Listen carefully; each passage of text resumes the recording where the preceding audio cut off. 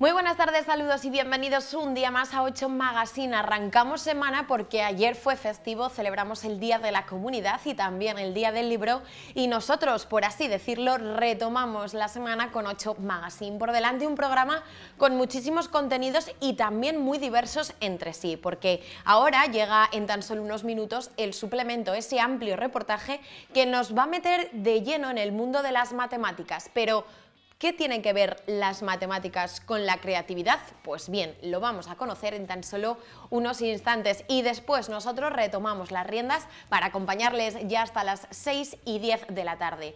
Les hablaremos de la declaración de la renta. Ya saben que a principios de abril se abría el plazo para que presentemos esa declaración de la renta, pero tenemos muchísimas dudas todavía porque hay muchas novedades este año y nosotros queremos aquí resolvérselas esta tarde porque todavía están a tiempo de hacer la declaración de la renta y qué mejor que un experto para que nos dé las pautas y para que nos responda a todas las preguntas y todas las cuestiones que le vamos a plantear esta tarde. Además, también hablaremos de un concurso que se celebraba hace unos días en Jerez de la Frontera.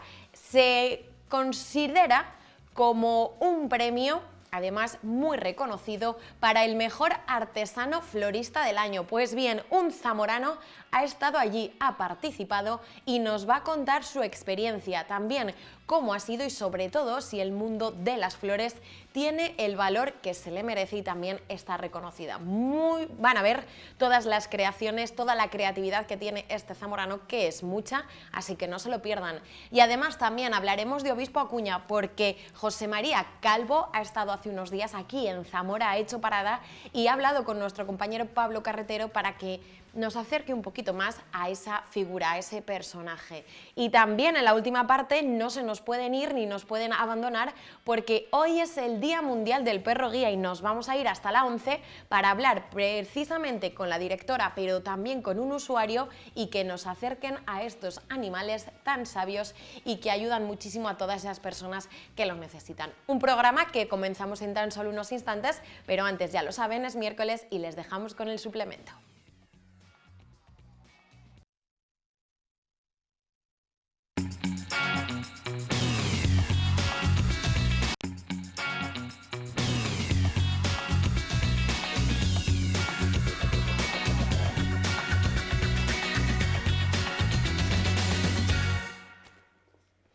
Muy buenas tardes de nuevo, ahora sí arranca un nuevo programa 8 Magazine después de haber disfrutado de esas matemáticas tan peculiares que podemos seguir disfrutando en el Palacio de la Alhóndiga aquí en Zamora Capital.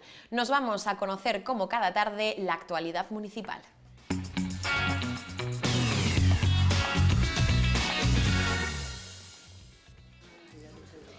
Este sábado la Plaza Mayor acoge el acto del Día Internacional de la Danza. Va a estar protagonizado, como es natural, por el baile.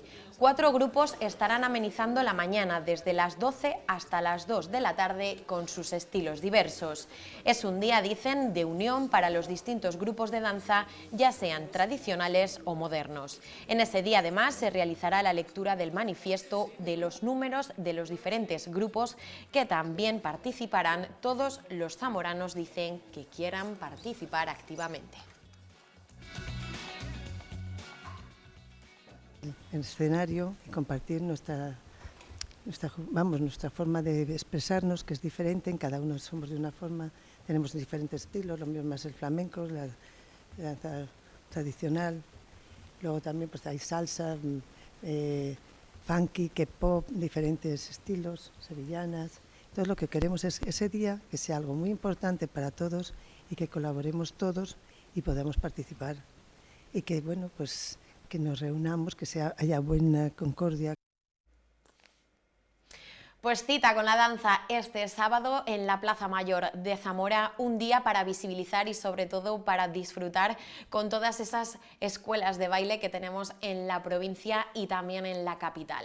Y ahora vamos a hablar de un tema que seguro que a muchos de ustedes que nos están viendo le interesa y tienen muchas dudas, porque ya lo saben, desde principios de abril se puede presentar la declaración de la renta y vamos a aclarar muchas de las dudas que han surgido a los zamoranos en estos primeros días. Nos acompaña acompaña para contarnos más detalles. Isaac Macías, muy buenas tardes. Buenas tardes, Alba. Decano del Colegio Oficial de Graduados Sociales de Zamora, cuéntanos un poco y sobre todo resuélvenos muchas de las dudas que tenemos. Comenzamos, si te parece, con esas novedades que tenemos de cara a esta declaración de la renta 2024. Resolver, Alba. Y lo intentaremos. Mira, hay una cosa que quiero ponerla a la primera encima de la mesa porque para mí es un sector de población vulnerable por su edad, que es reciente y que les va a salir en la declaración de la renta a todos aquellos que tengan derecho. Hay una sentencia del Tribunal Supremo, la 255 del 2023, en el que todos aquellos que cotizaron a las mutualidades obreras anteriores a la Ley General de Seguridad Social, que sale la Ley de Bases es del 66, el reglamento es del 67, todas esas tributaciones se tuvieron en cuenta cuando no se tenían que tener en cuenta. El Supremo ha fallado y entonces la agencia tributaria ahora la directora general pidió que no se hicieran las declaraciones de la renta de todos aquellos afectados, mutualistas, que son fundamentalmente funcionarios, que no lo hicieran antes del 20 de abril porque necesitaban el volcado de todos esos datos para que Seguridad Social se los diera. Pero esta gente en su declaración de la renta del 23 van a tener entre 3.000 y 4.000 euros ahí de lo que han cotizado, dependiendo de cuándo cotizaron las mutualidades, antes del 67, después del 67, todas esas luego las absorbe Seguridad Social. Pero sí hago un llamamiento a esa gente que cotizó las mutualidades, porque no solo que hagan la declaración de la renta en este año, que ya les va a venir imputado en sus datos fiscales, sino que además soliciten los años no prescritos, porque también es un dinero, que son desde el 18 hasta el 22. Entonces, esa es una novedad que, por si luego se me pasaba, no quería dejar. Y en cuanto a las novedades de este año, pues podemos decir que hay más deducciones y, sobre todo, hay cosas para los autónomos. Los autónomos van a tener que declarar todos. Ten en cuenta que hasta ahora aquellos autónomos que tenían unos rendimientos inferiores a 1.000 euros, positivos, o una pérdida de más de 500 no estaban obligados a declarar. Ahora van a tener que hacer declaración de la renta todos los autónomos, independientemente de sus ingresos y del tiempo que hayan estado dados de alta. Y luego, pues el cambio, el incremento de hasta 15.000 euros de los rendimientos del trabajo, 22.000 en el tramo general para el que tiene un solo pagador, pero hasta 15.000 euros aquellos que tienen más de un pagador. Ya sabemos que con aquel límite de que el segundo pagador no tenga más de 1.500 euros. Entonces, eso es fundamental. También tener en cuenta que estos autónomos que van a tener que declarar también van a tener los gastos de difícil justificación. Los gastos de difícil justificación son un tanto por ciento de gastos que la agencia tributaria da por buenos sin necesidad de demostrarlos. Pasan de ser el 5% de tus ingresos a ser el 7%, con un máximo de 2.000 euros. Pero, ojo, siempre que sean actividades profesionales no sujetas a actividades empresariales. Eso alguien en la Dirección General de Trabajo en la Dirección General de Tributos tendrá que establecer la línea roja, porque vamos a ver, si por empresariales se entiende cuando yo tengo trabajadores, entonces claro, casi nadie va a poder, ¿no? Lo que te decía, vengo con la chuleta porque son muchas cosas, ¿no? Además, los autónomos tienen un rendimiento neto que los autónomos, esto que hemos hablado del 7 y el 5% va para aquellos que hagan aquellos que estimen sus ingresos por estimación directa, es decir, lo que la gente llama por facturas claro, de ingresos menos facturas de gastos. Los que lo imputan por rendimiento por módulos, es decir, el módulo es un rendimiento tasado que ya te da la propia agencia tributaria calculada en función del número de trabajadores, de los metros de local y demás, pasan a tener una reducción que la tenían del 5% al 10%, ¿vale?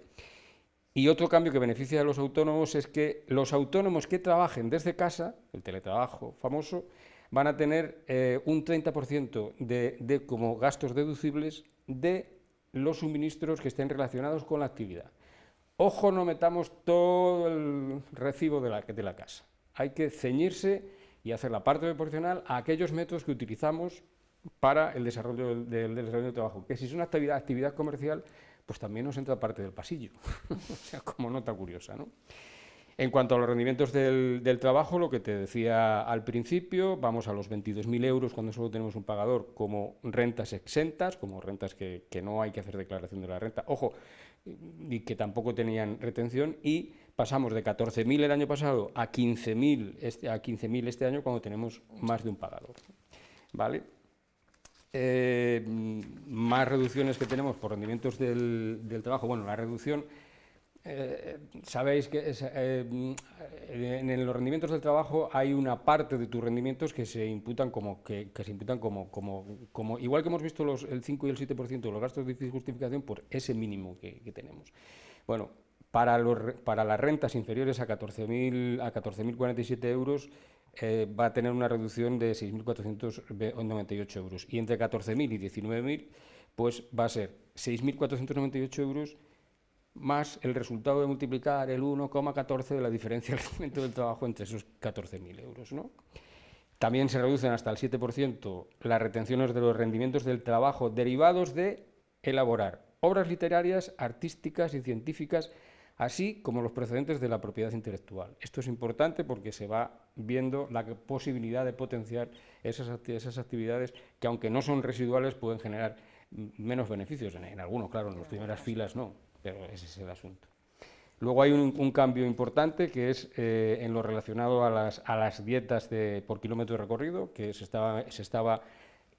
la cantidad que estaba exenta de tributación era 0,19, ha pasado a ser 0,26, que van destinadas a compensar los gastos del empleado, y tampoco van a tributar por los importes de los gastos de peaje y aparcamiento que se justifiquen. Ojo con esto, porque la factura reducida, el ticket, todas esas cosas nos llegan a los despachos y luego hay que probarlo, porque cuando hay una inspección hay que probar cuál es la fuente y la base de dónde viene todo esto, ¿no? Lo que no va a haber que declarar en esta campaña, yo creo que aquí en Zamora vamos a tener pocos, son los rendimientos del trabajo por labores realizadas en el extranjero en empresas no españolas, hasta una cuantía de 60.100 euros. Es decir, aquella gente que está con su domicilio fiscal pichipichá entre aquí y allí. Y siempre, esto hay que tenerlo siempre en cuenta porque estamos en la Unión Europea, y siempre que el país donde hayas generado esos rendimientos tenga un impuesto, si no igual, de similares condiciones a nuestro impuesto sobre la renta. Deducciones, que esto es lo que más nos gusta, ¿no? Nos interesa siempre. Pues las deducciones de los 1.200 euros por hijo, que es otro de los cambios de este año, en cuanto a las reducciones y exenciones para determinados colectivos. Así, las madres pueden beneficiarse de esta deducción, que son 1.200 euros, nos damos cuenta que son un mes, o sea, 100 euros por cada año, y una cosa muy importante, independientemente de si trabajan o cobran prestación por desempleo. Porque hasta ahora solo eran los que trabajaban. Ahora la prestación por desempleo realmente es un rendimiento del trabajo y por tanto se le da lo mismo. Y luego, pues también hay que tener en cuenta que también pueden aplicarse esta deducción las parejas de progenitores hombres con hijos adoptados o los padres y tutores en caso de muerte de la madre o en caso de que tengan la custodia exclusiva del hijo. 1.200 euros de deducción. Quienes no van a poder deducirse esto son aquellas familias que cobren el complemento de ayuda a la infancia en el ingreso mínimo vital. Ahí no, hay incompatibilidad entre una cosa y la otra. Y otra sentencia bastante reciente. Todos hemos oído, o por lo menos los que andamos en este mundillo, los gastos de guardería, si estaban autorizados o no. Bueno, pues la sentencia 7-2024, que recae sobre un recurso de casación ante el Supremo, el 2779 del 22, ha rechazado el criterio de administración tributaria que denegaba la deducción en el caso de gastos en guardería sin autorización como centro educativo infantil. De este modo, la deducción adicional podrá aplicarse a los gastos de custodia en guarderías siempre que las mismas estén autorizadas para la custodia, pero no más. O sea, no que tuviesen autorización. Hubo mucho revuelo con este tema, porque, claro, quedaban fuera muchas guarderías que no tenían la autorización, correspondiente, eran empresas realmente privadas, ¿no? No es necesario ya de que dispongan de la autorización de centro educativo infantil, ¿vale? Luego hay otro capítulo que es el de los beneficios fiscales al ahorro y al respecto hay reducciones en la base imponible de impuesto y hay que destacar que para 2023 se mantienen en los planes de pensiones de empleo. Se mantienen, por un lado, además ahora está muy en boga, que en los despachos estamos sufriendo mucho con el acuerdo de la Comisión Paritaria del Convenio de Construcción Nacional, con las aportaciones estamos sufriendo, digo, porque lo estamos haciendo todo, como siempre, ¿no? Bueno, pues estas aportaciones a los planes simplificados de empleo, a los planes simplificados de jubilación, pues se le ha dado un toque. La aportación a los planes de pensiones siguen siendo 1.500 euros, pero hay una modificación, que es que, no obstante, este límite se puede incrementar hasta los 8.500 cuando el aumento, es decir, esos 7.000 euros, provenga de contribuciones empresariales al instrumento de previsión social o de aportaciones del trabajador al mismo instrumento de previsión social por importe igual o inferior a unos límites basados en la contribución empresarial que sería distinto en cada uno de los planes de sectores. Pongo por caso, ahora mismo, este plan de pensiones simplificado de la construcción permite que, independientemente de los 18 euros, por ejemplo, que es una cantidad de las que me estoy acordando, de cada trabajador al mes ese plan de pensiones, el promotor, que es la empresa, puede aportar más dinero si quiere. Y el trabajador puede aportar también dinero a ese plan de pensiones o traerse otro plan de pensiones simplificado de la misma naturaleza a este plan. Entonces, ese es el incremento que nos va a llevar a la posibilidad de ir a 8.500. No nos equivoquemos porque por ahí rueda el bulo de que no ha pasado de 1.500 a 8.500. No, ha pasado de 1.500 a 8.500 las aportaciones a los planes de pensiones, pero a este tipo de planes de pensiones y con estas condiciones. Aportaciones en exceso del promotor, de las que dice, por encima de las que dice el convenio, o de lo contrario, a las aportaciones del propio trabajador, o que el trabajador se traiga otro plan de pensiones a ese plan de pensiones, ¿vale? También hay una deducción del 20% con un máximo de 5.000 euros por obras que reduzcan la demanda, aquí vamos a la deficiencia energética, que reduzcan la demanda de calefacción y refrigeración en un mínimo de un 7%. Primer tramo.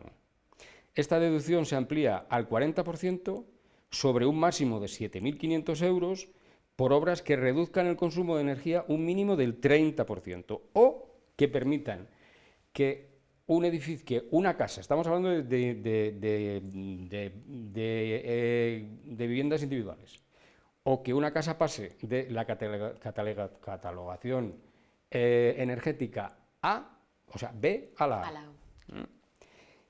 Y luego a ello hay que sumar una deducción del 60% de las obras, y aquí ya hablamos de edificios enteros, de las obras de rehabilitación energética de edificios con un máximo de 5.000 euros por vivienda y de 15.000 euros en total. O sea que por un lado hemos visto los beneficios que tenemos fiscales en cuanto a nuestras viviendas individuales por la eficiencia energética y luego vemos las que tienen las comunidades de propietarios, ¿vale? Seguimos con la eficiencia energética, que esto nos gusta mucho. A ver si las baterías de los coches se pueden repostar en el mismo tiempo que las otras. Con este mismo enfoque y para respetar el medio ambiente, se podrá deducir el 15% del precio de los coches eléctricos comprados el año pasado y esto continúa para este año y hasta junio del 24, pero ya cuando hagamos la declaración de la renta del 24, sobre la base máxima de 20.000 euros y el 15% de la instalación del punto de carga sobre una base máxima de 4.000 euros, ¿vale? O sea, el 15% de 20.000 y el 15% de 4.000. Luego, estas otras deducciones ya han sido las de toda la vida, pues las deducciones se incrementan, por ejemplo, las de los donativos, entre ellos las de las ONG, donde se desgravará el 80% de los primeros 250 euros y el 45% del resto. Y una cosa que a mí sí que me parece importante, los que hayan invertido en empresas de nueva o reciente creación podrán deducirse hasta el 50% de lo que hayan aportado a esa empresa. Estamos hablando de sociedades participadas o de empresas o de sociedades limitadas, sociedades anónimas, sociedades limitadas laborales, en las que hayas hecho aportaciones o bien comprando participaciones en esa empresa o si están ya, si tienen acciones y tienen accionariado en el accionariado. También hay una exención de rendimientos del trabajo derivados de la entrega. Estamos igual en la empresa, Alba. O sea, estamos viendo las empresas emergentes y de nueva creación. También se ha elevado el tope que estaba en 12.000 a 50.000 de exención de rendimientos del trabajo. Vamos a los trabajadores por cuenta ajena. De rendimientos del trabajo derivados de la entrega de acciones o participaciones de empresas emergentes a sus trabajadores, con un tope de 50.000 euros. En cuanto a la base del ahorro, aquí ya no vamos a las deducciones, aquí ya vamos a cobrar más. En esta campaña hay un aumento de la base del ahorro para rentas superiores a 200.000 o a 300.000. Yo no sé si te toca, a mí no. A mí no, vamos. Que pasan de tributar el 26, que estaban tributando, van a pasar a tributar el 27 y el 28 respectivamente. Y luego, pues, en arrendamiento, en los alquileres de vivienda, seguimos, esto ya estaba el año pasado. Sí. Para el IRPF del 2023 sigue vigente la reducción del 60% del rendimiento neto positivo en el caso de arrendamiento de bienes destinados a vivienda. Y sí es importante destacar que desde julio de 2021 el impuesto sobre la renta recoge expresamente que la reducción referida no se puede aplicar respecto de los rendimientos derivados de los ingresos o no incluidos o de los gastos indebidamente deducidos en la autoliquidación del contribuyente y que hayan sido regularizados por la Administración tributaria. Es decir, yo puedo deducirme ese 60%, pero ojo, que yo no haya tenido una revisión de la agencia tributaria y que la agencia tributaria me haya imputado esos rendimientos. Entonces ya no puedo. Y como sé que hay alguna que me vas a preguntar más, pues ya no... Sí, porque yo lo he escuchado, que también es una duda que abunda en la sociedad, sobre esa ayuda que se concedió de 200 euros o los bonos, por ejemplo, culturales también en el caso de los jóvenes, si es obligatorio hacer esa declaración este año. Mira, ahí hay 3 bonos específicos que tienen 2 de ellos un tratamiento similar y otro un poco más complicado. Y este último, el que tú dices, el de los 200 euros, este se ha resuelto hace 2 semanas por la Dirección General de Tributos. A ver, empezamos por el de los 400 euros, de 400 euros el bono cultural. Todos los chicos que hayan cobrado el bono cultural tienen que hacer declaración de la renta. Está considerado como una ganancia de patrimonio, tienen que hacer declaración de la renta. Por sí solo, o sea, aunque solo tenga eso, ¿vale? Luego tenemos el bono del alquiler joven, que el bono del alquiler joven pasa lo mismo, es también una ganancia patrimonial y, por tanto, por sí sola hace que estés obligado a hacer declaración de la renta. Luego ya salga lo que salga. Y luego el bono que tú dices, el de los 200 euros. Ese es más complicado, porque en principio se le dio el mismo tratamiento que a estos dos, ¿vale? Pero ahora se ha cambiado y por sí solo, si tú solo has cobrado los 200 euros, no estás obligado a hacer declaración de la renta. Pero si tienes otros rendimientos por los que se te obligue a hacer declaración de la renta, cualquiera de los otros 2 bonos o rendimientos del trabajo, tienes que incluirlo como una ganancia de patrimonio también, ¿eh? Vale. O sea que ese va a capón, un poco más dulcificado, pero, sí, pero también... pero para allá va. Sí. También. Y ahora también está muy de moda plataformas, por así decirlo, como Wallapop, por ejemplo, o todos esos Bizum que realizamos diariamente, que parece que forman parte de nuestro día a día. ¿Eso también cómo se ve luego en la declaración de la renta? Pues mira, es muy curioso, porque además he encontrado una resolución que habla de Wallapop, Vinted y Bizum.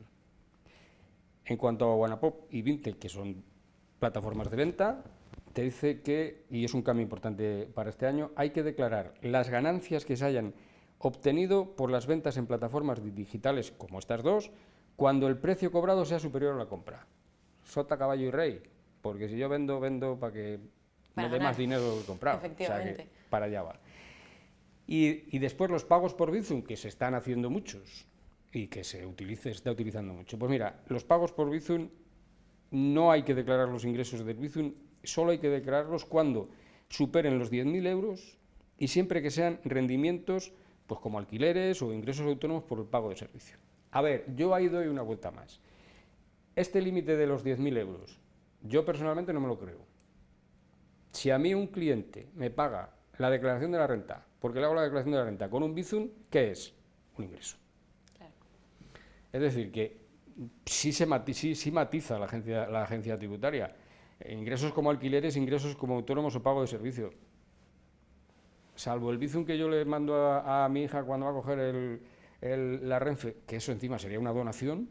Totalmente. Que sería A peor. una hija, Bueno, sí. los demás, yo entiendo que todos los pagos por Bizum hay que meterlos en tu declaración de la renta, todos los que estén derivados de tu propia actividad. Yo, el límite este de 10.000, cuando empecemos a tener inspecciones, yo me pongo del otro lado del inspector y digo, bueno, ¿y entonces qué pasa? ¿Que te van pagando, que te pagan todos 9.999 Claro, para por no Bizum llegar a los para que 10.000, no lleguen y claro. entonces tú ya no los tienes que declarar? Va a ser que no. Y las criptomonedas, ¿eh? Que están también muy de moda. Claro, las criptomonedas, las ganancias de las criptomonedas hay que declararlas y además es que ten en cuenta que las criptomonedas además tienes que hacer una declaración informativa del ejercicio anterior. Es decir, como cuando hacemos el 190 para hacer las retenciones y el 180 las retenciones de capital mobiliario. Tienen su propio tratamiento y has tenido que declararlas antes y por lo tanto ya las tiene imputadas la agencia tributaria. Mira, se me olvidaba una cosa que no quiero que se me olvide, porque además es del sector agrario.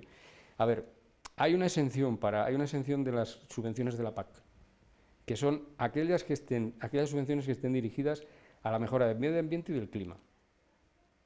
Las demás Es no. verdad, sí, yo lo había escuchado. Las demás no, pero estas sí. O sea, que no se nos pongan los ojos como al tío Gilito, que no son todas.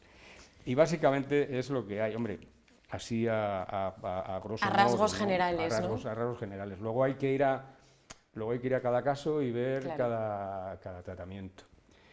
Hay un consejo que le doy a la gente. Yo sé que discutir el borrador de la declaración de la renta que te manda la agencia tributaria. Eso también quiero incidir, que no siempre va a misa, por así decirlo de forma Vamos a coloquial, ver. el borrador, ¿verdad? Efectivamente. Yo sé que para la gente esto es como leerse el prospecto, aunque sea del paracetamol. No quiero leérmelo porque me pueden entrar todos Claro. los 7 males. Yo tenía un cliente que llegaba cuando se mandaban las pegatinas y me traía el sobre sin abrir. Y un día tomando café me preguntó y dice, ¿sabes por qué te los traigo sin abrir? Sé que son las pegatinas, pero como viene de Hacienda no quiero ni verlo. Bueno, el borrador de la declaración de la renta hay que analizarlo porque al fin y a la postre somos muchas. Los entes privados y los bancos, la administración territorial, que le suministramos los datos a la agencia tributaria. Y esos datos no solo es que la agencia tributaria pueda tenerlos más informados o no, a lo mejor es que soy yo el que estoy informándolos mal. A lo mejor estoy informando mal desde mi despacho las retribuciones de un trabajador. Hay que ver todo lo que dice el borrador, hay que leérselo antes de confirmarlo. Yo sé que es mejor confirmarlo que pelearse con Hacienda, pero para eso estamos los profesionales. Hay que verlo porque hay veces que hay cosas que se te imputan que no son tuyas, Claro. o cosas que no se te han imputado. La gente que tenga en cuenta, por ejemplo, bueno, ahí ya tienes que hacer declaración de la renta, pero es por poner un caso sencillo. O sea, cuando tú haces una venta, el notario está obligado en el mes siguiente a transmitir a la agencia tributaria para que cambie, y al Ministerio de Hacienda para que cambie en catastro, y para informarle de que ha habido una transmisión que puede tener una ganancia de patrimonio o no. Pero el notario solo le transmite a la agencia tributaria el número de protocolo y la fecha del protocolo, y a catastro la identificación del bien. ¿Qué ocurre? Que si tú no lo miras y has vendido por 10 y todos los gastos que has podido deducir, que esos no vienen en ningún sitio, ¿qué ocurre? La agencia tributaria tiene la comunicación del notario en el que sí tiene el precio, aunque no te lo da en los datos fiscales, pero no tiene los datos de los gastos. Entonces tú te vas a meter con una ganancia de patrimonio con todo lo que has vendido. Entonces hay que analizarlo muy bien Porque además, Alba, hay un concepto equivocado. La gente dice, yo Pincho, presento. le doy check al borrador de la declaración de la renta y como lo han hecho ellos, error. La declaración de la renta, como todo lo que se hace ante la agencia tributaria, son autoliquidaciones. Y autoliquidación quiere decir, está claro, que soy yo el que la hago y el que la confecciono. Efectivamente. Es decir, que no vayamos al error de que, bueno, ya no me van a pedir nada. No, por eso hay que revisarlo, porque es una autoliquidación, eres tú el que la estás haciendo. Eres tú el que la estás presentando. La agencia tributaria dice, son los datos que me han dado. Está sujeto a la inspección durante los 4 años y 6 meses siguientes. Efectivamente. Isaac, pues muchísimas gracias por arrojarnos un poquito de luz en este tema que yo creo que... No, pero sí que es verdad que nos has aclarado algunas dudas porque es un tema muy complejo, muy complicado y yo creo cualquier caso, cualquier duda, acudir siempre a los profesionales que sois los que nos vais a ayudar. Evidentemente, para eso estamos. Isaac, muchísimas gracias. A vosotros. Pues nosotros nos vamos unos instantes a publicidad y enseguida volvemos.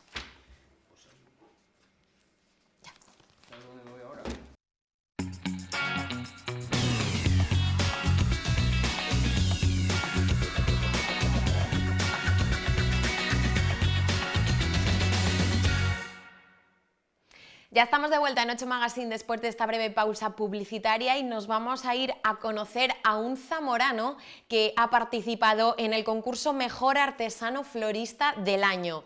Él es Hugo Vega. Muy buenas tardes, Hugo. Muy buenas. ¿Qué tal? ¿Estás por ahí? Sí, estoy por aquí. Hoy me habéis pillado en Portugal. En Portugal, pero tú durante todo el año creo que vives en Sevilla, ¿no? Estoy viviendo ahora mismo, actualmente estoy viviendo en Sevilla, sí. Pero soy zamorano. Claro que sí. Cuéntanos un poquito este concurso, en qué consiste, porque se ha celebrado del 10 al 13 de abril en Jerez, ¿no? Sí. Bueno, el MAF es un certamen que consiste a base de varias pruebas. Se va seleccionando cuál es el mejor florista de España. Te van poniendo pruebas sorpresa y tú tienes, con tu creatividad y tu destreza, pues tienes que ir haciendo lo que tu mente crea que es lo mejor para cada prueba. ¿Cuántas personas habéis participado? Se ha cortado. ¿Me escuchas ahora? ¿Cuántas personas han participado? Este año han seleccionado 21. 21. ¿Y cómo ha sido esa selección precisamente? Interflora, que es la empresa que lo organiza, va recogiendo currículums y informaciones de todos los participantes que se quieren presentar y luego hacen una criba entre todos los que mandan la solicitud y por gente de todas partes y por nivel seleccionan a los 21. En tu caso, Hugo, ¿por qué decidiste presentarte? Bueno, yo tenía el miedo de... Bueno, miedo no. Yo buscaba pues superar mis miedos, sobre todo. El miedo de poder enfrentarme a retos como son estos. Y por vivir la experiencia, he habido mucha gente que siempre me lo ha recomendado, que es una experiencia muy bonita, que sobre todo convives con tus compañeros de trabajo. Entonces, no sé, tenía las ganas de intentar presentarme y disfrutar la experiencia. Claro, al final tú eres muy joven y para ti es toda una experiencia, ¿no? Sí, bueno, creo que he sido el más joven de todos. Tengo 20 años y sí, la verdad que era un reto para mí. Creo que ha ganado un chico de Huelva, pero cuéntanos cómo eran sobre todo esas pruebas, porque creo que había de carácter individual y también grupal, ¿no? Sí, hay varios formatos de pruebas, puede ser tanto individual como en grupos. Este año ha habido 3 de grupos y las demás eran individual. Y ellos al iniciar la prueba te daban un sobre, a la vez se lo dan a todo el mundo, en donde te ponían las características de cada prueba, lo que tenías que realizar. Y había pruebas que te daban presupuestos, que no te podías pasar, y otras era libre. Y luego había 2 tipos de pruebas que pueden ser en escaparate, que eso significa que coges tú la flor, o te dan una caja y tienes que hacer los trabajos con lo que te dan en la caja. Claro, por un lado, Hugo, por lo que nos cuentas, se valora la creatividad, pero por otro también la destreza, la falta de recursos o con los recursos limitados que os dan, que creéis algo espectacular, ¿no? Claro, sobre todo también tienen muy en cuenta la técnica. Dentro del arte floral hay técnicas y pues como normas que no puedes saltarte o tienes que tenerlas muy en cuenta, que eso lo valoran mucho. Claro, al final también yo creo que es darle visibilidad y poner en valor a esta profesión, ¿no? Porque parece que a veces se nos olvida y pasa un poco desapercibida. Pues sí, la verdad que es un mundo muy bonito. A mí me ha gustado siempre porque yo desde pequeño llevo tocando flores por parte de mis padres. Y la verdad que es un mundo que siempre pasa por el aire, que parece que no hay nada detrás, pero detrás de cada ramo y de cada arreglo hay muchísimo trabajo. Al final lo vemos también en los eventos, en las ceremonias, que muchos nos fijamos en esa creatividad en las flores, ¿no? Sí, sí, la verdad que sí. O sea, parece que es solo un momento cada evento, pues en este caso, pero realmente detrás de cada evento hay meses y meses de trabajo. Efectivamente. ¿Qué te ha aportado a ti este concurso, esta participación? Em, bueno, a mí, igual que a todos mis compañeros, sí es verdad que te da un poco más a conocerte en el mundo, aprendes mucho a trabajar en equipo, porque las pruebas en equipo puedes tener gente que sea líder o gente que no, entonces aprendes a trabajar en equipo, aprendes a trabajar muy rápido, porque te dan un tiempo y en ese tiempo tienes que hacer lo que puedas, entonces se aprende mucho. Parece que no, pero sí aprendes mucho. Decía que qué significa para ti el mundo de las flores.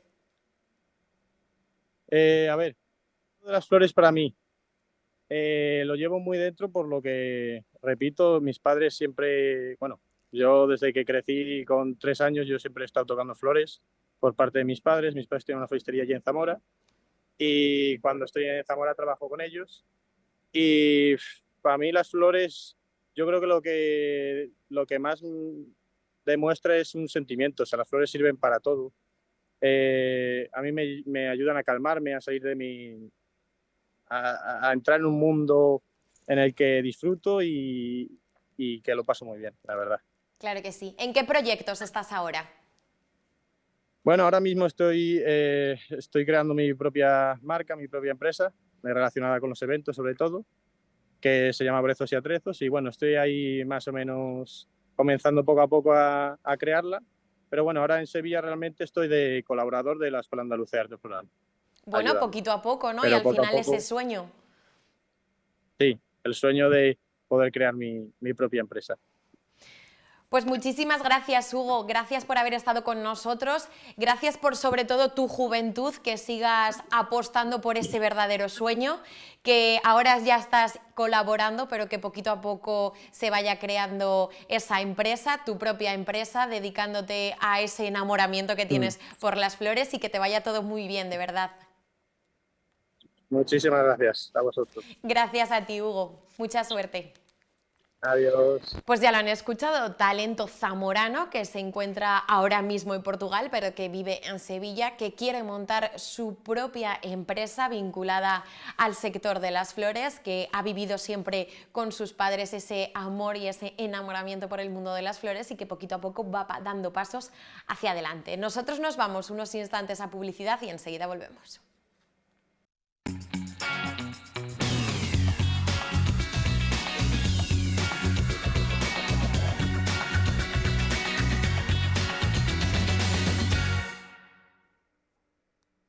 Pues estamos de vuelta en nuestro 8 Magazine y vamos a apostar en este caso por uno de nuestros personajes.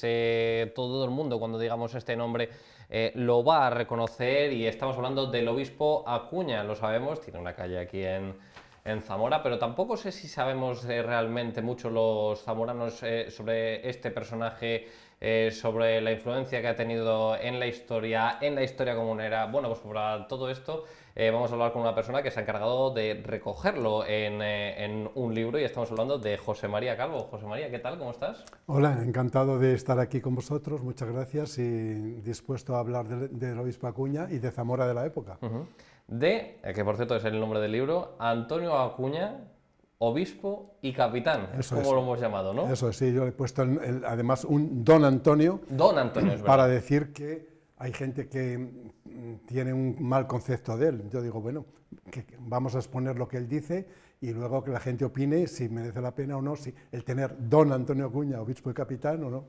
Bueno, lo que estábamos diciendo, te has encargado de recoger en las páginas de de este libro, pues un poco su historia y claro, y su vida, ¿no? Sí.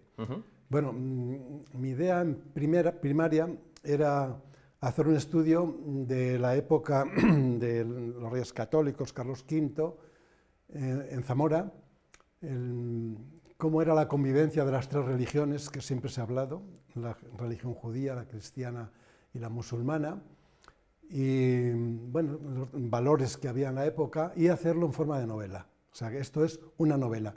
Aunque he investigado durante muchos años el tema, y luego busqué y encontré una figura que iba a dar cauce y enlazar toda esta historia, y es el obispo Acuña, don Antonio Acuña, que nace en tiempo de Enrique IV, que es hijo de un obispo y que pasa su infancia y su adolescencia en Zamora, en casa de un tío, y que luego va a ser obispo de Zamora y que luego va a ser el capitán de los comuneros, que va a, bueno, primero a defender Zamora de los comuneros y luego a favor de los comuneros en contra del emperador.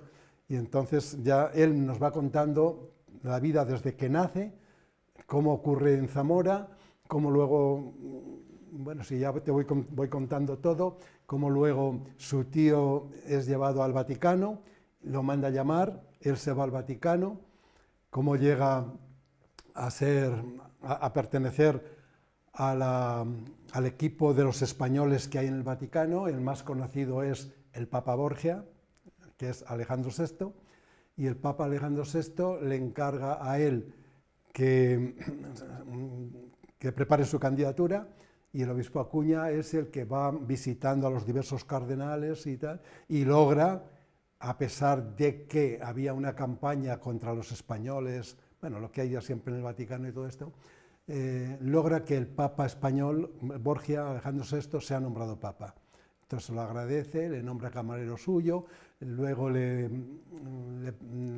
invita a participar en el Tratado de Tordesillas, en el que participa don Antonio Acuña y en el que el Vaticano se reparte el mundo entre España y Portugal, que eso ya es conocido, y luego más adelante está de embajador hasta que muere la reina Isabel.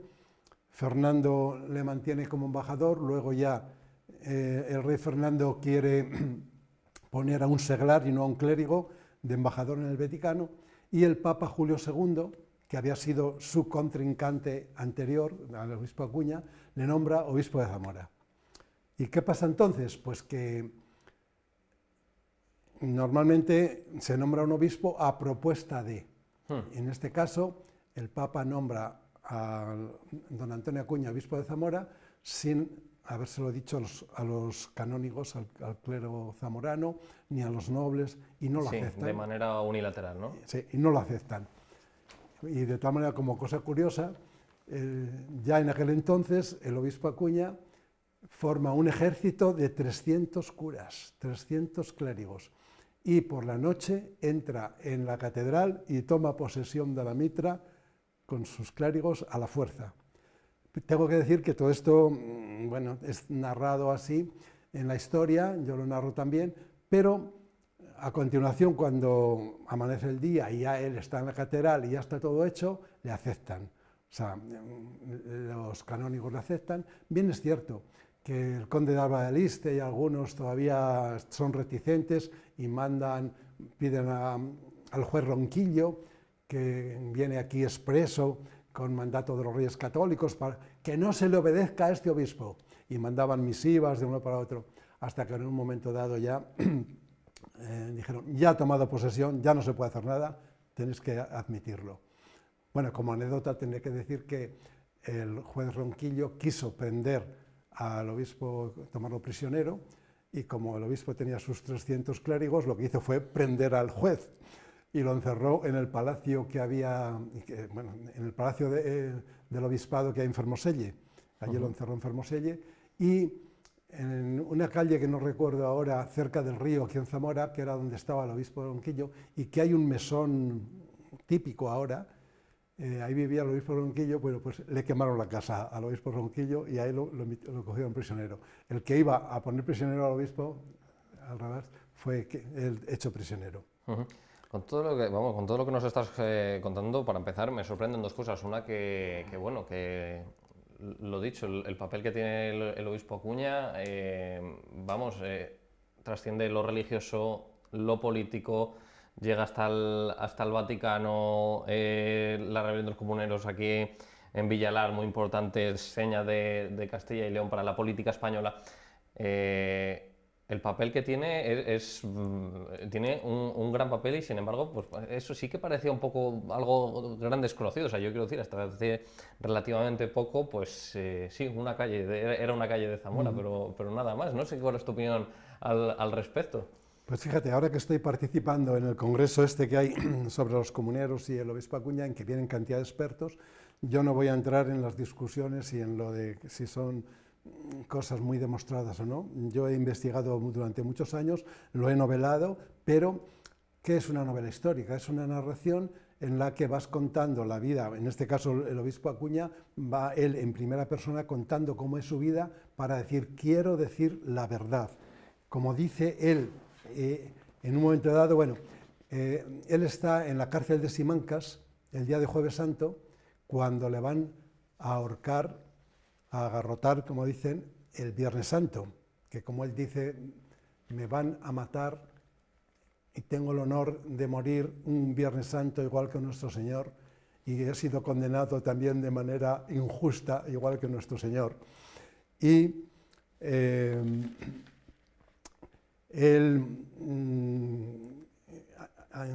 Hernando de Porras es un caballero zamorano que va a visitarle el día antes y es el que le pide al señor obispo que cuente toda su historia. Entonces, desde Zamora cabalga hasta Simancas y allí pasa con él las últimas horas, le consuela y todo esto y le acompaña hasta que le matan al día siguiente. Y dice, sus fieles zamoranos y toresanos, podía ser de toda la provincia de Zamora, pero sobre todo el obispo Acuña vivió en Zamora y cuando le echaron los contrarios a los comuneros se refugió en Toro y por eso nombró así, quieren que cuente su historia. Y entonces el obispo dice, pues has venido a que cuente la historia, la voy a contar y como él mismo dice en la novela, hoy no callaré, lanzaré a los cielos los gritos que he reprimido durante tantos años y que vos, Hernando de Porras, esparciréis por el mundo cual nueva epifanía. Y sigue contando el obispo, mi Dios y mi pueblo han sido el empeño de mi vida y de mi lucha. O sea, el motivo, todo el mundo tenemos una misión en esta vida, la del obispo Acuña, Dios y el pueblo, y defender al pueblo. Ofrezco esta mi vida terrenal como ofrenda por Castilla y por sus libertades. Y mañana, Viernes Santo, me matan. Tengo el honor de morir el mismo día que nuestro Señor, e igual que Él, de muerte injusta y violenta. Cuenta don Antonio con amargura en este libro y en sus memorias. Él lo cuenta. Entonces, como tú me decías, es el único obispo que lucha a favor de los comuneros, el único obispo que se mete en la política, en esto. Y él se lo pregunta, o yo le hago que se lo pregunte, yo creo en una idea y lucho por ella. No me acompañan el resto de los demás, allá ellos, y que ellos dirán el porqué, sabrán el porqué en su conciencia. Y otra cosa que insinuabas antes también es que, bueno, en un principio él, juntamente con el conde de Valladolid, en la novela se ve como Diego, el tercer conde de Valladolid, nace, es un poco más joven que el obispo está aquí en Zamora cuando nace y asiste al nacimiento en el Palacio de los Condes de Valladolid y luego llega a ser el responsable de Zamora y él, a petición del emperador Carlos V, pacifica la ciudad para que no se rebele contra los comuneros y lo logran en un momento. Pero ¿qué ocurre? Que sigue habiendo desmanes, le afectan a él personalmente, yo digo cosas ahí para que luego la gente, yo soy de filosofía, que la gente piense por sí misma y decida si lo hizo bien o mal. Y luego ya, sobre todo, hay un hecho que es que los imperiales queman Medina del Campo y ahí ya es cuando ya es la chispa que ya prende y el señor obispo ya se pone a favor de los comuneros en contra ya del emperador, que le había mandado una carta a él. El emperador Carlos V le manda una carta: mantenga el orden en la ciudad, y en un principio así lo hizo hasta que ya no pudo aguantar más. Y entonces él se lanza, y los comuneros, bueno, Padilla, Bravo, le nombran capitán y le encargan la conquista de Tierra de Campos. Y conquista toda la Tierra de Campos, o sea, todas las batallas las gana. Tengo que decir que ya no solo iban sus 300 clérigos con él, pero ya en un momento dado, cuando él logra las primeras victorias, en Tordesillas le aclaman y se le presentan 1000 y pico voluntarios en el ejército para ir a conquistar Tierra de Campos. Que en esos tiempos, además, es un gran poderío, entiendo, ¿no? Sí. Militar. Sí. Luego otra cosa que bueno, yo lo digo, también lo cuento, cada uno lo cuenta a su manera. Dicen, es que este señor, bueno, Les Quilman, yo pongo ahí también todo lo que dicen los contrarios a él, y Fray Antonio de Guevara, que le dice cosas horribles y tal, y el señor obispo, bueno, no le hace mucho caso y dice, podía haberle detenido y tampoco he querido luchar con él. Que si vendió oro de la catedral, que si esquilmó iglesias en Palencia, en Fromista, para pagar la causa comunera.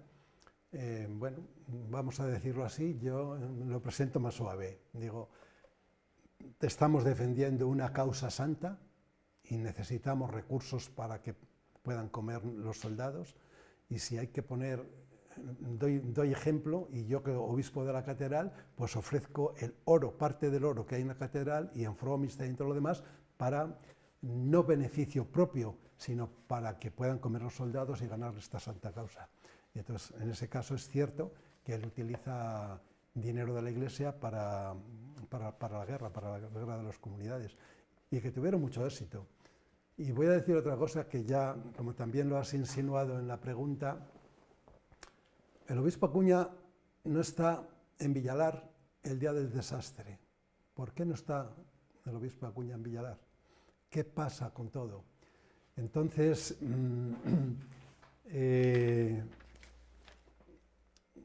hay disensiones. Ya nos podemos imaginar que si los comuneros han derrotado a las huestes de Carlos V en varias ciudades de Castilla y León, todas, y han podido derrotarlos definitivamente, hay disensiones entre ellos. Los principales jefes, Pedro Girón y Pedro Laso, hermano de Garcilaso de la Vega,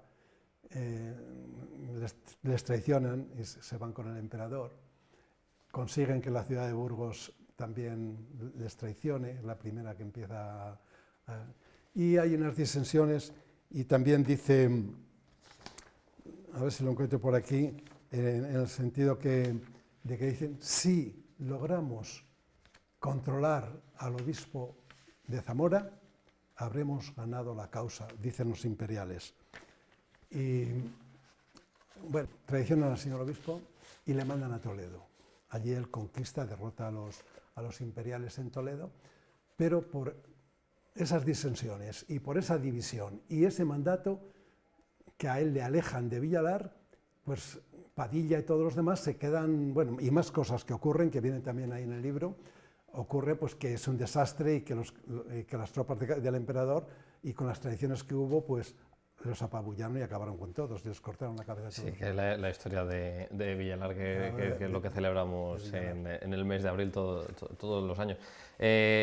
Vamos a conocer mucho al personaje del obispo Acuña, y por tus palabras, sin haber abierto todavía las páginas del libro, por tus palabras, y además decías como doctor y catedrático en filosofía que ibas a hacer pensar sobre el papel del obispo Acuña, pero por lo que me estás diciendo, el villano para ti no es el héroe, es un antihéroe. ¿Cómo, para ti personalmente, cómo lo definirías al obispo Acuña? Sobre todo en una versión novelada, claro. En principio quiero hacer una loa del obispo Acuña, pero yo sé que los héroes, pues a lo mejor Aquiles, los héroes griegos y todos estos eran personas, y bueno, y también tenían sus defectos, es decir, todas las personas tenemos cosas positivas y cosas negativas, entonces cada uno puede mirar el vaso medio lleno o medio vacío. Yo creo que es un ejemplo, y de hecho he escrito el libro a petición de los fieles zamoranos para que se conozca lo que este señor ha hecho, lo que él ha luchado por la Iglesia y por el pueblo, por unas ideas en las que ha creído, y luego alguien puede estar más o menos equivocado, puede ser que sí, puede ser que no, pero por lo menos ha luchado y ha sido consecuente con lo que ha creído. ¿Que ha tenido también errores? Pues todos tenemos errores y todo, pero en principio yo creo que es una persona que merece la pena. Como tú has dicho, en Zamora tiene su calle, hay muchos estudios, se está investigando mucho su figura y por algo será. Y si él fue embajador de los Reyes Católicos en el Vaticano, quiere decirse que este señor tenía su valía. Y hay que pensar otro dato, que yo diré muchas más cosas en la novela. Por ejemplo, he dicho cómo era la convivencia de las tres culturas, las tres religiones. ¿Jugaban los niños judíos, cristianos y musulmanes juntos? ¿Eran amigos? ¿A qué jugaban? Ahí hablo también qué juegos había en la época. Y cuando llegaban a jóvenes y adultos, ¿seguían manteniendo la amistad? La amistad solamente vale cuando eres niño, luego se pierde. Es decir, hablo de los valores, la amistad, el amor. Se pueden enamorar los de las diversas religiones y los nobles con el pueblo. Se podían y entonces ya, bueno, ahí hablo también quién fueron los condes de Alba de Aliste. Coinciden con la vida del obispo Acuña el primero, segundo y el tercer conde de Alba de Aliste, los tres primeros. ¿Quién era, por ejemplo, el arzobispo Carrillo, arzobispo de Toledo, y que era que iba a favor de Juana la Beltraneja, que no he hablado también del empieza el tema. Yo he puesto ahí, no lo sé exactamente, si el señor obispo Acuña, antes de ser obispo, participó en la guerra de sucesión en la que los Reyes Católicos ganan en la batalla de Toro a los partidarios de Juana la Beltraneja la batalla. Nadie lo dice, pero yo he puesto que participó porque su tío participó al lado de los condes de Alba de Aliste, que eran primos de los Reyes Católicos, a favor de los Reyes Católicos, en contra de Alfonso V de Portugal. Pero si el señor obispo es joven y pertenece a la Orden de Calatrava, es posible que participara en la batalla, aunque fuera bastante joven. Y yo he puesto que participó en la batalla, si bien participó un poco en la retaguardia, un poco, bueno, yo creo porque una novela histórica narra lo que ocurrió y lo que razonablemente pudo haber ocurrido, pero que a lo mejor no lo sabemos, pero que pudo haber ocurrido. Y entonces, en ese sentido, pues hablo también de quiénes eran los nobles en Zamora, cómo era Zamora, qué edificios se edificaron en aquella época.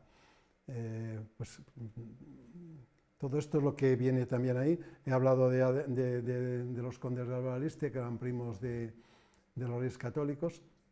Bueno, y hablaba también de el poder que tenían los nobles, que tenían tanto poder como los reyes, o qué poder tenía el Vaticano. El Vaticano podía quitar y poner reyes. Por eso cuando el obispo está de embajador en el Vaticano y habla con el Papa Borgia, con Alejandro VI o con Julio II, cuando muere Isabel la Católica y va él allá a decir, como embajador de Isabel la Católica, a decirle al Papa, ha muerto nuestra reina y tal, y luego tiene que él y el Papa pensar, ¿quién nos conviene que sea ahora rey de Castilla? ¿Felipe el Hermoso? ¿Juana la Loca? ¿O el rey Fernando? Y se deciden por una persona joven que es el rey Felipe el Hermoso. Con tan mala suerte, como dice, se hace amigo de él, el obispo Acuña, con tan mala suerte que a los 6 meses ha muerto. Y dice, ¿y ahora qué hago yo? Y tiene que recurrir a sus amigos. Y Fernando le perdona y le nombra embajador también, a pesar de que no estuvo con él. Entonces el Vaticano es capaz de nombrar reyes. Y, bueno, y antes los nobles eran capaces de nombrar reyes. Voy a poner una anécdota. Cuando la guerra de sucesión, antes de empezar, los nobles nombran al hermanastro de doña Isabel la Católica, en la Junta de Ávila, le nombran el rey Alfonso XII. Pero también, entre comillas, tienen mala suerte de que es un chico de 12 años y muere a los pocos días, o sea que no pudo llegar a ser rey. Por eso luego ya en el siglo XIX hubo otro Alfonso XII. O sea, el poder de los nobles, el poder del Vaticano, para todas estas cosas. Y luego hay que tener en cuenta que España en aquella época, en los Reyes Católicos, se ha descubierto América y España es la primera potencia mundial. Sí, con todas las connotaciones históricas, políticas que hay en el momento. José María, muchas gracias por adelantarnos todo el contenido que tenemos en las páginas de este libro, y muchas gracias también por acercarnos al personaje de Don Antonio Acuña, obispo de Zamora. Tenemos la presentación, por cierto, en la biblioteca pública para que lo sepan todos los interesados, que les haya gustado el relato que nos has estado contando. Tenemos en la biblioteca pública, ¿qué día es? El día 5 de junio seguramente será, lo confirmaremos, el día 5 de junio, miércoles por la tarde, haremos una presentación en la biblioteca pública. Pues el día 5 de junio lo tendremos en cualquier caso, así que lo dicho, muchas gracias por estar con nosotros. Ya los zamoranos ya lo saben, tienen aquí un relato, una novela histórica en el que vamos a tocar tantos temas, en el que ya solamente haber escuchado toda la acción que hay sobre un personaje como el obispo Acuña, muy zamorano. Vamos a conocer de nuevo también Zamora en otra época, así que ya lo saben, don Antonio Acuña, obispo y capitán.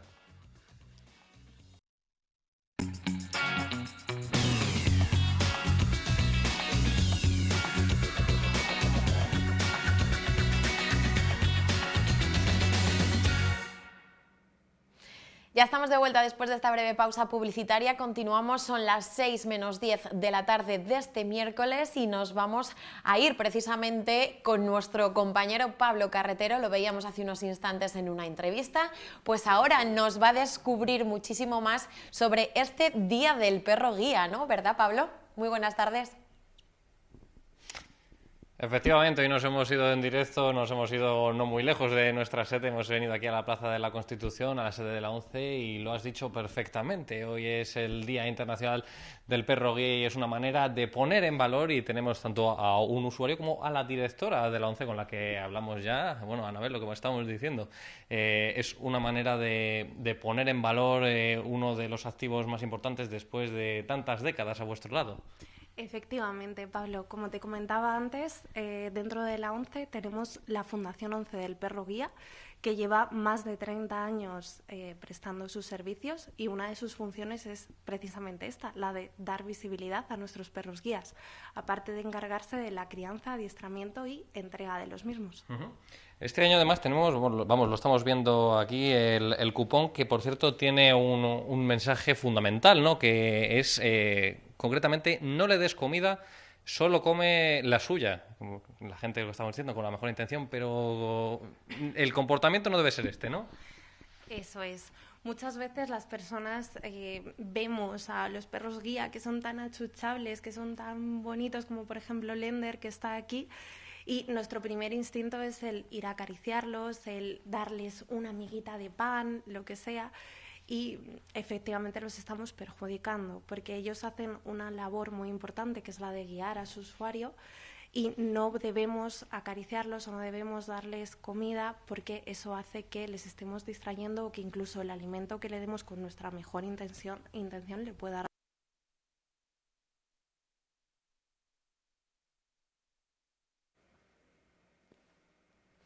Pues parece que se nos acaba de ir la conexión, no sé si podemos volver a retomarla o por lo menos intentarlo en este Día Internacional del Perro Guía, que, como nos estaba contando precisamente la directora de la ONCE Zamora, Anabel, es muy importante, sobre todo por esa labor que hacen con los usuarios y sobre todo con ese cupón, porque aunque se haga con buena intención dar esa comida a los perros, en este caso Lender, pues también muchas veces no es muy bueno para ellos. Ya te estamos viendo, Pablo. Sí, con ese mensaje nos quedamos este año, y por supuesto por la importancia que tienen los perros guías, y precisamente vamos a conocer al binomio formado por Lender en este caso, y también por Teo, que si no me equivoco, creo que me lo has dicho antes, a ver si lo recuerdo bien, es tu séptimo perro guía. Exacto. Es Lender. ¿Cuántos años llevas con él? ¿Cuántos años tiene? Preséntanos un poco. Con Lender nació en el 18, tiene ahora 5 años y medio, y conmigo está desde septiembre del 20, en plena pandemia. se vino conmigo, porque me tuvieron que jubilar al anterior porque tenía ya mucha edad. Los perros se jubilan, ahora nos explicarás un poco cómo funciona, pero también háblanos un poco de cómo es tu día a día y al final, pues bueno, esta relación, lo que decíamos antes, este binomio que se forma, al final es una relación aparte de profesional, sino también personal, ¿no? Ya es un vínculo emocional que cogéis. Hombre, es un amigo, es ya aparte del servicio que hace, que me da la libertad y la autonomía de movilidad, pues lo tengo en casa conmigo, me hace compañía, me da cariño y bueno, pues es algo que como está las 24 horas del día conmigo, pues es una relación muy especial la de un perro guía. Bueno, contanos un poco ahora sobre el adiestramiento en general. Bueno, cómo desde que un perro guía nace, desde que un perro nace hasta que se convierte en un perro guía, en general, ¿cómo funciona? Para empezar, te preguntábamos antes, te lo vamos a preguntar, si todos los perros valen para ser perro guía y bueno, ¿cómo es hasta que al final lo tienes en tus manos? Pues sintéticamente, el perro guía nacen normalmente casi todos en la Fundación 11 del Perro Guía, y de cachorros con mes y medio aproximadamente los entregan a voluntarios colaboradores que son familias, para que los tengan hasta el año, los 14 meses, para que socialicen fundamentalmente, para que estén en una casa, para que se acostumbren a hacer sus necesidades, a montar en metro donde lo haya, en autobús, en coche, con gente, en un centro comercial, es decir, todo eso que el perro necesita para después no asustarse, y una vez hecho eso, se devuelve a la escuela de la Fundación del Perro Guía, allí le hacen pruebas y si tiene aptitudes pasa a la fase ya que llaman de instrucción o adiestramiento, donde ya le hacen una educación específica para ciegos, para que me guarde la distancia y me libre los obstáculos, separe los bordillos, en las zanjas no pase, separe, es decir, me libre todos los obstáculos. Y la última fase del adiestramiento es que los usuarios vamos a la escuela, estamos 2 o 3 semanas en la escuela en régimen de internado para hacer el acoplamiento del perro y la persona. Para que os vayáis conociendo también entre vosotros y sepáis también si sois compatibles. Y cómo el temperamento que tiene el perro, cómo tengo que tratarlo. Yo no trato lo mismo a este perro que a otros que he tenido, porque tienen un carácter distinto. Hay que adaptarse, hay que hacer lo que dicen los especialistas, los instructores, una unidad. Luego llega el momento de decir adiós, ¿no? Porque los perros, como cualquier trabajador, llega un momento en el que se tienen que jubilar, ¿no? De eso casi ni me quiero acordar. Es muy triste para mí.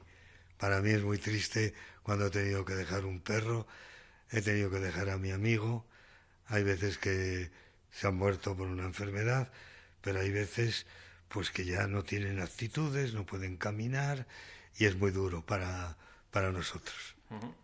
Bueno, por último te preguntamos, Teo, por el mensaje de este año, porque serás de las primeras personas también que lo comparten. No le des comida, solo come la suya. La gente por la calle, pues normalmente lo que decimos es buena intención, pero no es la mejor actitud, quiero decir, para teniendo al perro, porque el perro al final tiene que trabajar y es mejor que lo dejen en paz, ¿no? Por supuesto. Cuando vaya llevando a una persona ciega, haciendo su función, lo mejor es ni distraerlo, ni tocarlo, ni darle nada de comer. Pero no darle nada de comer en un establecimiento, en un bar, porque le puede ir mal y porque además el perro se acostumbra a pedir y eso no es bueno. Y porque le puede hacer daño. También, que no se nos olvide. Pues oye, pues muchas gracias, Teo, por estar con nosotros, por compartir tu sabiduría y tu experiencia con nosotros. Y Anabel, 3/4 de lo mismo te decimos a ti. Muchas gracias por abrirnos las puertas de la ONCE, que la verdad que es un placer estar con vosotros en un día como hoy. El placer es nuestro, Pablo. Muchísimas gracias por haber estado hoy aquí. Bueno, pues Alba, pues ya lo ves, todas esas cosas que desconocemos de este mundo de los perros guía en general, lo constructivo que es para nosotros aprender estas cosas y también conocer mensajes como el de este año para saber también cómo comportarnos por la calle cuando nos encontramos con uno. Muchísimas gracias, Pablo, y muchísimas gracias también a Teo, a Anabel, a Lender por haber estado con nosotros y sobre todo por habernos permitido entrar en la ONCE para conocer ese trabajo y esa labor que realizan estos perros guía, que sin duda es maravillosa y que ayuda a muchísimas personas. Gracias, Pablo. Muchas gracias, Alba. Pues ya lo han visto, hoy es el Día Internacional del Perro Guía. Nosotros nos hemos querido acercar para que ustedes desde casa puedan conocer un poquito más todo el trabajo que realizan diariamente con esos usuarios, y también lo que hemos aprendido esta tarde es que no podemos acercarnos a ellos, darles comida, porque podemos ir con toda la buena intención, pero para ellos no es una actitud adecuada.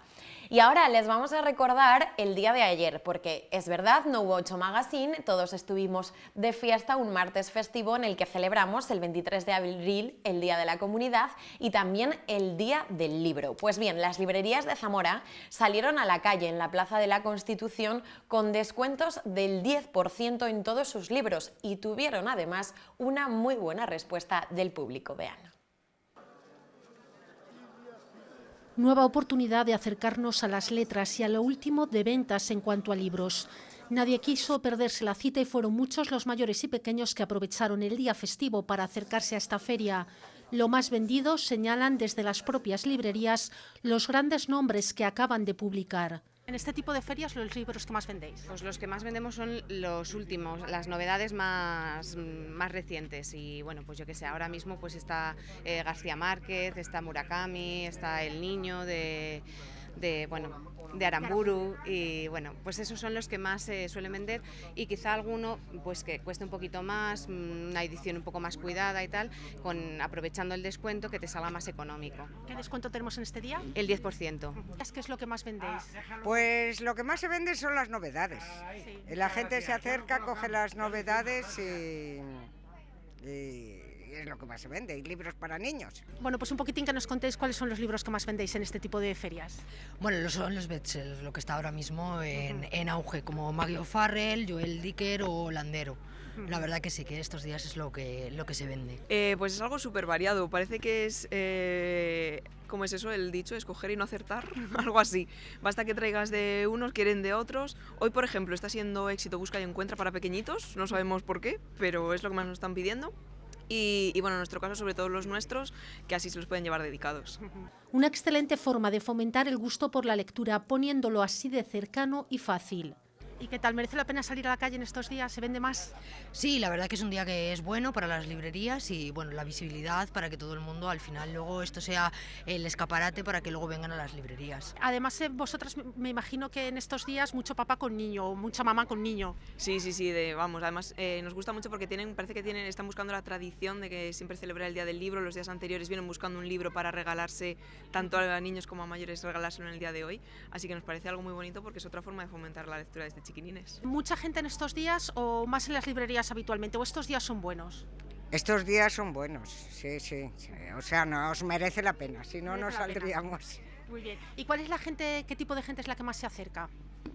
Pues fíjate, en general, pues como ves, padres que salen de paseo con los niños, y más hombres por aquí que mujeres. En la librería más mujeres. ¿Y cuál es el perfil de la persona que más se acerca a comprar en estos días?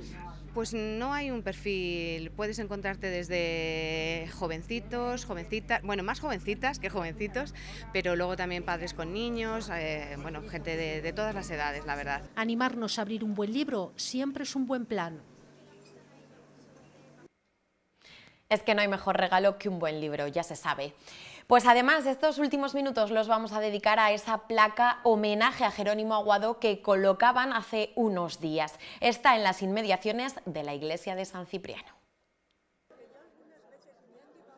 Una placa colocada en las inmediaciones de la iglesia de San Cipriano recuerda al fundador del Coro Sacro Zamora, que lleva su nombre desde hace 2 décadas. Jerónimo Aguado fue el impulsor de este grupo de canto y también del coro de la Penitente Hermandad de Jesús Yacente, con el que cantan el Miserere en la noche de Jueves Santo. Desde estos 2 colectivos se ha impulsado este homenaje. Imposible para Pablo Durán no emocionarse al recordar al que fue su maestro, el que le cedió los trastos de un coro que ha mantenido vivo y activo. Esta iniciativa lleva ya un tiempo en mente de todos los del coro sacro, también del coro del Miserere, de la cofradía del Yacente.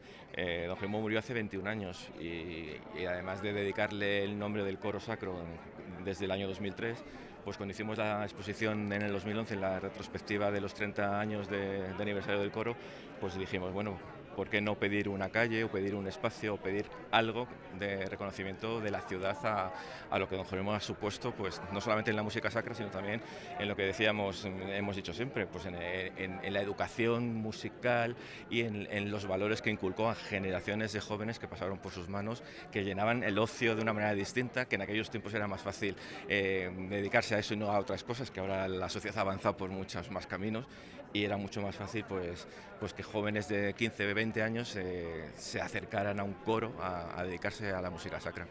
Y bueno, pues después de unos cuantos años de distintas vicisitudes y problemillas, pues al final contamos con la colaboración del ayuntamiento y aquí tenemos pues la placa para que toda la ciudad la disfrute y don Jerónimo tenga su reconocido y merecido homenaje. No queda en el olvido, si algún día se puede conseguir que haya una calle o haya un reconocimiento mejor, pues ¿por qué no? Pero vamos, estamos contentos, estamos satisfechos y yo creo que es una manera de cumplir con él. Este aquí no es una cosa casual. Nosotros desde el año 93 el coro sacro ensaya en esta iglesia y el Miserere se ha ensayado en esta iglesia muchos años. De hecho, el último ensayo que don Jerónimo lo hizo aquí, tanto del sacro como del Miserere. Nosotros seguimos pasando por aquí muchos días y bueno, no está mal que al pasar veamos la placa. Es uno de los templos de Zamora, para mí es el que mejor suena. Ha estado desaprovechado mucho tiempo porque cuando en el 93 entramos nosotros en la iglesia estaba cerrada al culto y al público, realmente la tenían casi como de almacén y bueno, empezamos a cantar dentro y ahí luego se recuperó, se utilizó en el pórtico y la verdad es que está muy bien que la iglesia haya recuperado y que ese fin de también ser espacio para conciertos lo cumpla.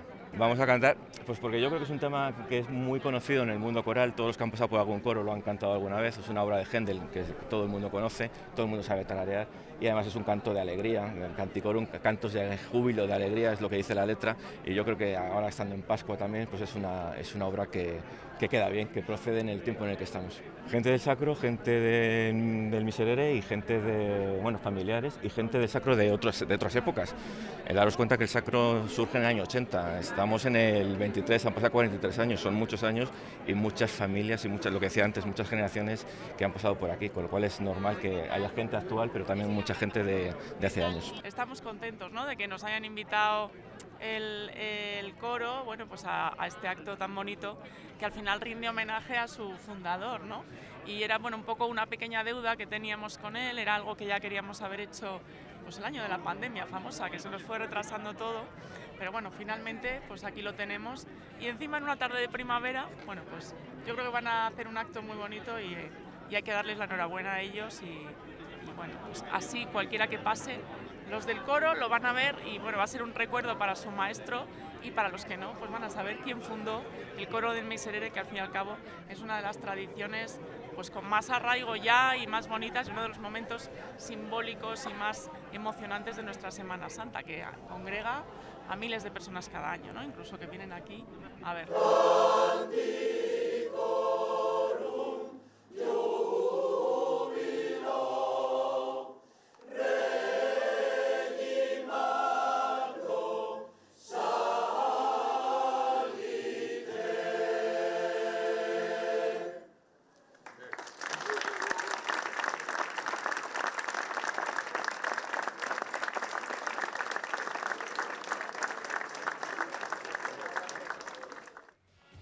Sin duda, un bonito y merecido homenaje a Jerónimo Aguado con esa placa en las inmediaciones de la iglesia de San Cipriano y quién sabe si en un futuro también una calle en Zamora capital. Nosotros así les decimos adiós, ya lo saben, volvemos la próxima semana. Eso sí, ya también tenemos un festivo, así que estaremos un día menos con ustedes, pero el martes a las 4:10 les volvemos a esperar con muchísimo más entretenimiento. Disfruten de lo que queda de semana y nos vemos el martes. Hasta entonces.